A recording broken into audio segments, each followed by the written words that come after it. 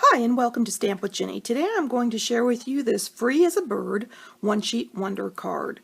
So let me set this aside and I'll show you how I got started.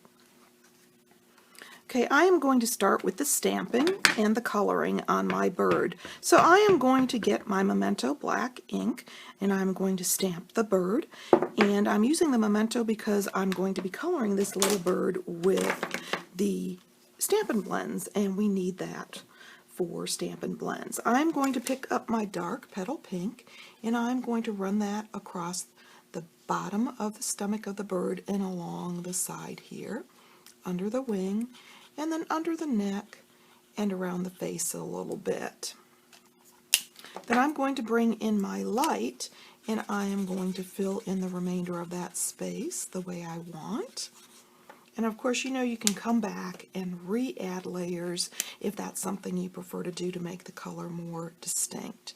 I'm going to bring the crumb cake dark up and I am going to do the wing and the tail and then even the back of the head a little bit. And then I'm going to grab my light and I am going to finish shading in that wing by blending the two and the top of his little head. Now I can bring that around even to where I've done some of the petal pink and then bring my petal pink back in to blend those. At that point, I'm going to add a swoosh of color here across the bottom and his feet. And I'm done with my little bird. So I am ready to punch him out using my punch. And I am going to center this little bird in the middle of my punch. It's okay that I'm cutting off part of his tail because he's going to be peeking through that window. And I'm ready to start on my sentiment. Now I have taken a post-it note and I have placed it where I want to punch. When I punched this out of the post-it note, I made sure that I got some of the adhesive so that it would stick well. I'm going to bring my sentiment in, and I'm using a friendship sentiment for this, and I'm going to stamp that where I'd like it. I'm leaving enough room here on the bottom for ribbon, and of course I haven't punched this out yet, so that does allow me to, if I need to, flip it over and adjust and do the back side. I love the fact our cardstock is thick enough to do that with.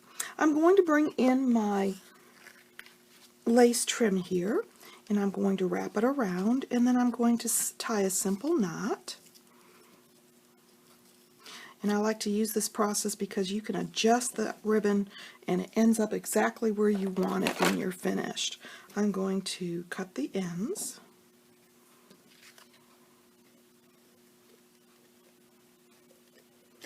Sorry, got a little adhesive on that pair of scissors, so it's not doing the best. And I'm going to adjust that, as I mentioned, simply by sliding it so the knot is in the center and then adjusting the ends the way I want. And at this point I am ready to punch out my circle. So I'm going to turn that over and punch it out by lining it up and simply punching. And now I can use that circle again for the next project simply by removing it from that piece of cardstock. Okay, I'm going to start with my Whisper White thick cardstock base. I am going to fold it in half using my bone folder, and then I'm going to bring in these two strips of designer series paper. They each measure 1 inch by 5.5, and I'm going to add some adhesive to the back of them. And I'm going to pick one up and apply it to the left side along that spine of the card, and then to the right side. Now I'm using liquid purpose adhesive for this because I can then pick it up and adjust the bottom of the card and the spine of the card the way I want it before it actually dries down nice and tight. Now I'm ready for my basic gray layer, and I'm simply going to apply this to the front of the card flat. I'm going to straddle those two pieces of designer series paper so that center portion isn't going to show. And then I'm going to take my sentiment piece that I did earlier and lay it on top. I'm not adhering it down yet because I want to put this little bird in that negative space. So I'm going to add a little adhesive to the back here.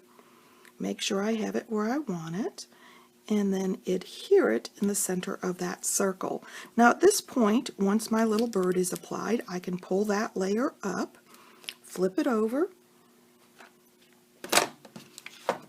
and add my Stampin' Dimensionals. This is going to give it a little bit of a shadow and some depth. Remove the backing.